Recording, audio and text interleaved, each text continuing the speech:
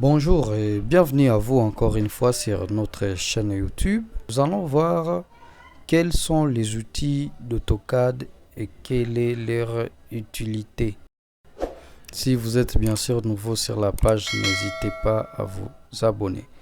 Donc, la première des choses à faire lorsque vous venez d'ouvrir votre logiciel est d'aller cliquer sur l'icône en rouge en haut à gauche d'AutoCAD. Vous avez donc la possibilité de commencer un nouveau projet, d'ouvrir un projet, d'enregistrer sous, d'importer, ou soit d'exporter votre projet. Vous avez aussi la possibilité d'imprimer votre projet, de le publier.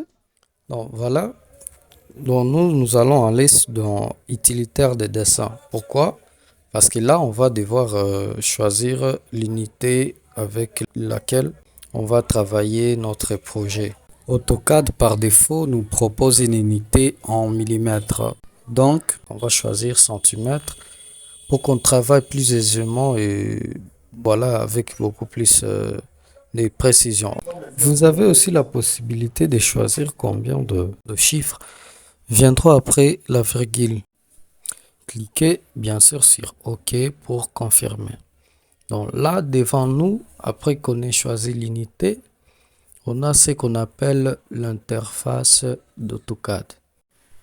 On va donc se poser la question de quoi est composée l'interface de AutoCAD. Donc voilà, premièrement, face à nous, on a la barre d'accès rapide où facilement vous pouvez enregistrer, ouvrir un fichier ou alors annuler une opération que vous avez mal faite. Donc en résumé, voilà à quoi va nous servir cette barre d'accès rapide qui, comme le nom l'indique, va nous permettre d'accéder plus facilement à des fonctionnalités essentielles sur AutoCAD.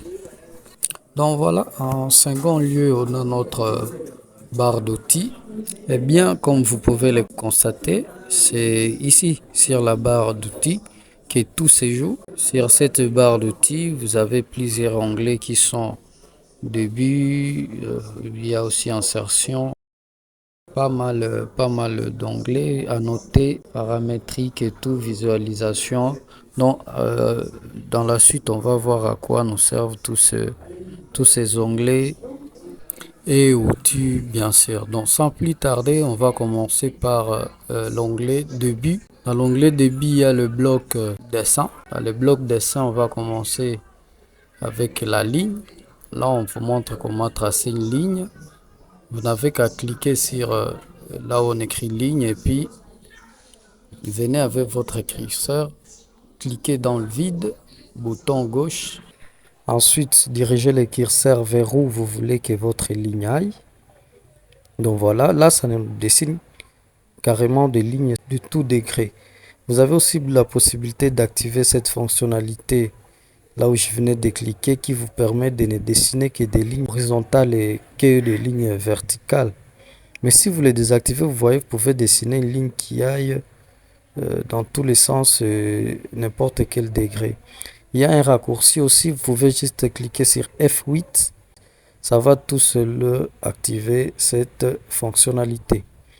Après, vous avez aussi la possibilité de déterminer la longueur de votre ligne. Comment se faire? Vous cliquez juste sur effacer.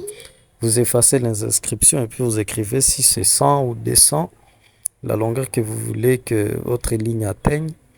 Après, vous cliquez sur entrée. Directement, ça va vous dessiner. Là aussi, j'ai fait un essai. Je mets combien? Voilà. Quand je clique sur entrée, direct, ça se limite, disons, à la longueur où je voulais que ma ligne soit. Bien sûr, si vous voulez dessiner que des lignes horizontales et verticales, vous n'avez qu'à activer la fonctionnalité. Là en bas, vous cliquez juste sur F8, ça vous le fait. Donc voilà, nous venons déjà de dessiner notre rectangle. Voilà, on va sur l'autre outil qui est l'outil polyligne. Alors, c'est quoi la différence entre l'outil ligne et polyligne? Voilà, tous les deux nous permettent de dessiner des lignes, soit verticales ou toute autre ligne. Mais la différence, c'est quoi? Je vais vous montrer la différence. Vous voyez notre rectangle, on a un rectangle qu'on a dessiné avec l'outil ligne et l'autre qui a été dessiné avec l'outil polyligne. Alors, les rectangles qu'on a dessiné avec l'outil ligne, si vous cherchez à sélectionner, ça ne va vous sélectionner que des sections, mais les rectangles qu'on a dessiné avec l'outil polyligne, il suffit juste de sélectionner une section de ces rectangles et puis ça nous sélectionne tout l'ensemble en même temps. On va sur l'autre outil qui est l'outil cercle. Donc c'est presque la même chose. Si vous voulez dessiner ou quoi que ce soit, vous prenez juste l'outil et puis vous faites clic gauche et vous dirigez à la distance que vous voulez atteindre. Si vous voulez atteindre 100, les 100 là, donc ça signifie 1 mètre sur terrain, comme on a pris l'unité en centimètres. Donc vous n'avez qu'à effacer, juste cliquez sur effacer et puis écrivez 100, bouton entrée, et voilà, vous avez votre cercle. Nous allons à l'outil suivant qui est l'outil arc. C'est un outil qui vous permet facilement de dessiner des arcs. C'est la même logique, vous faites clic gauche et puis vous allez vous diriger le curseur vers où vous voulez que votre arc soit dessiné. Ou soit directement, si vous avez la précision à l'arc que vous voulez dessiner, à la mesure que vous voulez atteindre, vous n'avez qu'à effacer et puis écrire la mesure. Et enfin, vous finissez avec l'outil entrée. On va à l'autre outil, c'est l'outil rectangle. Cet outil rectangle, vous comprenez déjà que ça nous permet de faire facilement des rectangles sans passer par les lignes. Dessinez votre rectangle, faites clic gauche et puis dirigez. C'est la même procédure partout. Faites juste clic gauche et puis dirigez. Et si vous avez une mesure fixe à atteindre, vous n'avez qu'à effacer les mesures par défaut et placer les mesures que vous voulez atteindre. Donc voilà, le prochain outil, c'est l'outil qui nous permet de faire des ellipses. Donc voilà, c'est genre euh, des formes ellipses quoi. Voilà, vous avez aussi la possibilité de dessiner des formes qui sont ellipses. Vous n'avez qu'à cliquer bouton gauche et puis diriger. Voilà, vous pouvez diriger dans deux sens. Dans le premier sens, vous avez qu'à noter la mesure. Moi là, j'ai mis 100 et puis entrer. Voilà ce que ça m'a fait. Dans l'autre sens, notez une mesure qui soit un peu plus grande que dans le premier. Et voilà, ça va vous dessiner une ellipse. Donc voilà, on va aller sur l'outil suivant qui est l'outil hachure. Alors je vous avoue, ça on n'aura pas besoin maintenant. On va passer à autre chose. Donc là, logiquement, on vient de finir avec les outils de dessin. Mais je vais vous montrer une astuce. Pour ne pas trop vous fatiguer à aller chercher des outils, vous pouvez juste laisser votre curseur dans le vide et puis écrivez la première lettre de l'outil que vous voulez. Par exemple, là, je venais de noter L.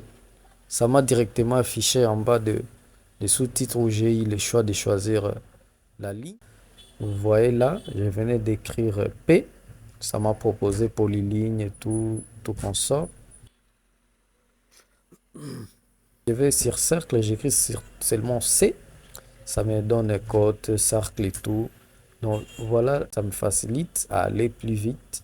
Là, j'écris juste A. Ça me propose, il y a arc, hachure et tout. Donc là, je vais faire, si j'ai choisi mon arc, je vais facilement faire un arc. Je vais juste écrire R. Voilà, ça me propose rectangle. Je n'ai qu'à cliquer et puis voilà.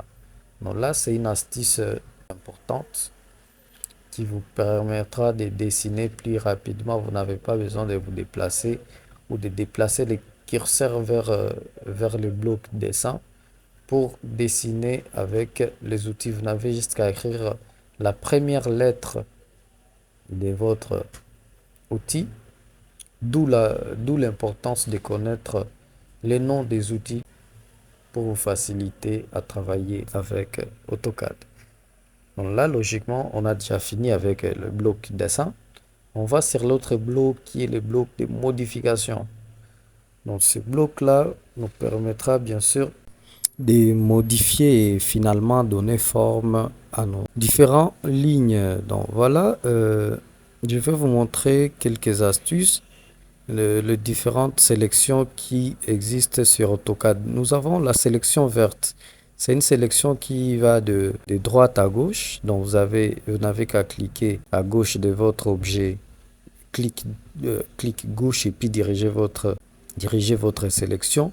Cette sélection verte nous permet de sélectionner un objet sans que nous ayons besoin de sélectionner l'objet en entier. Nous avons juste qu'à sélectionner euh, une, je dirais quoi, une partie de l'objet et déjà tout l'objet est sélectionné. Mais avec la sélection bleue qui va de gauche vers la droite, il vous faut sélectionner tout l'objet pour que votre figure soit sélectionnée.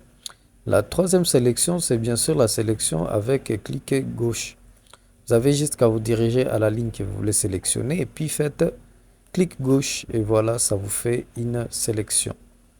Donc voilà, on va retenir ces trois sélections pour l'instant. Et si bien sûr vous voulez effacer tout ça, vous n'avez qu'à faire une sélection comme je venais de vous montrer et puis aller cliquer sur le petit balai là où c'est écrit effacer. Et voilà, ça nous a tout effacé et rendu notre espace de travail propre. Nous allons de nouveau tracer notre rectangle pour que je vous montre les outils de modification. Bien sûr qu'on peut aussi appeler des commandes. Dans l'outil déplacer, donc c'est un outil qui va nous permettre de déplacer nos objets. Vous n'avez qu'à cliquer sur... vous faites d'abord bouton gauche pour sélectionner l'objet et puis bouton droite pour... vous n'avez pas à maintenir, vous avez juste qu'à cliquer, à faire bouton gauche et puis bouton droite, ça va vous permettre de déplacer. Vous avez le deuxième outil sera l'outil copie. Donc voilà, qu'est-ce qu'on va faire? On va faire la même chose. Vous venez, vous faites clic gauche et puis ensuite clic droite. Et voilà, si vous déplacez votre curseur, ça va faire une copie de la première figure, n'importe quel objet bien sûr. Mais avant tout, il faut sélectionner. Si vous voulez déplacer un ensemble d'objets, bien sûr, il faut d'abord tout sélectionner. Et puis, si vous voulez déplacer, vous allez déplacer. Donc, voilà. Eh bien, nous avons aussi l'outil rotation. C'est l'outil qui nous sert à faire roter nos objets. Donc, vous n'avez qu'à cliquer sur bouton droit et ensuite bouton gauche et roter votre objet. Ensuite, nous avons l'autre outil qui est l'outil miroir. Ça nous fait des copies, mais des copies qui sont en miroir, genre qui sont l'opposé de nos objets. Ensuite, nous avons l'autre outil qui est l'outil échelle. C'est un outil qui est très important. Voilà, ça nous sert à modifier l'échelle de nos objets. Donc, voilà. Si vous avez besoin d'agrandir ou soit de diminuer les dimensions de vos objets, vous avez l'outil qui est appelé à faire cela. Ensuite, nous avons l'autre outil qui est l'outil ajuster. Donc, quoi dire? Ce sont des outils tous cruciaux. Ces outils de modification nous servent bien sûr à créer des modèles. Cet outil ajuster est l'un des outils essentiels d'AutoCAD. Donc, comme vous pouvez lire ici, l'outil ajuster nous permet de couper, de bordir des objets qui dépassent la limite matérialisée par un autre objet. Donc, cette commande ajuster, en résumé, va nous permettre de couper des lignes qui sont entre d'autres indésirables au fait. Comme ici, je vais vous montrer un exemple. Imaginons que nous ne voulons plus de cette ligne, pas la ligne tout entière, mais cette section de ligne. Nous avons qu'à diriger notre curseur vers la ligne qu'on veut ajuster. Et vous n'avez juste qu'à faire clic droit. Et voilà, comme ici, on va couper cette ligne entre notre rectangle pour faire un peu de propreté. Voilà, notre rectangle reste entier. C'est un outil tellement important que j'insiste. C'est un outil qui va nous permettre de faire des ouvertures des portes ou des fenêtres. Donc vous pouvez voir comme ici, je suis aussi capable de couper cette section. Vous n'avez qu'à faire clic gauche et puis diriger le curseur vers la ligne que vous voulez donc couper ou ajuster. Donc voilà, nous avons aussi l'autre commande qui est la commande resurrect. C'est au fait, comme le nom l'indique, une commande qui va nous permettre de faire une copie en réseau de nos objets. Donc vous êtes capable de créer des lignes et des colonnes avec cet outil ou de faire des copies multiples de vos projets dans le sens de X et Y bien sûr. Donc voilà, c'est au fait ça, l'importance de cette commande. Nous avons l'autre commande qui est la commande effacer. Pour l'utiliser, vous n'avez qu'à faire clic gauche et puis diriger votre curseur vers les outils que vous voulez sélectionner. Ensuite, faites clic droit pour en finir. L'autre commande, c'est la commande ajuster, qui est vraiment une commande indispensable lorsque vous dessinez sur AutoCAD. Cette commande, au fait, va nous servir à faire des décalages de nos objets si nous voulons doubler soit une ligne. Nous n'avons qu'à faire clic gauche sur la ligne en question, diriger le curseur vers où vous voulez que votre ligne soit décalée et ensuite faites effacer et puis écrivez la distance à laquelle vous voulez que votre ligne se déplace. Moi là j'ai mis 20. Voilà, partout où je vais faire juste clic gauche et puis décaler, ça va me faire des décalages de 20 cm. Donc cet outil nous servira bien sûr, comme vous pouvez le constater, à tracer deux murs. Là, logiquement, on vient aussi définir avec toutes les commandes du bloc modifié.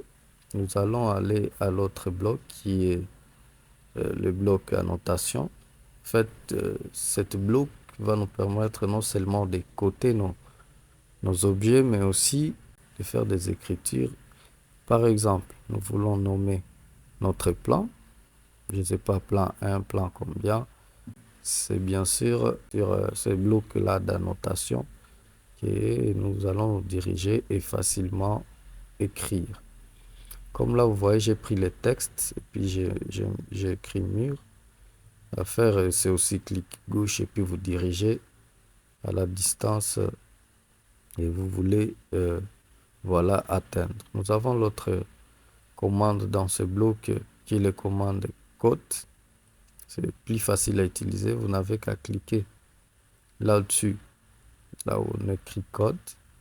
Et puis vous allez à une extrémité de votre objet et à l'autre jusqu'à l'endroit que vous voulez coter. Par exemple, moi ici, je vais coter cette distance. Je n'ai qu'à aller cliquer, à faire clic gauche sur le rectangle et puis ensuite diriger le curseur jusqu'à l'endroit que je veux coter.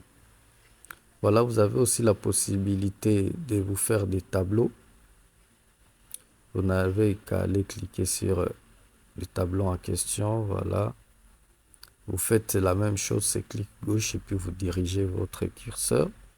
Ça vous fait un tableau. Vous avez aussi la possibilité d'écrire dans ces tableaux-là. Donc voilà.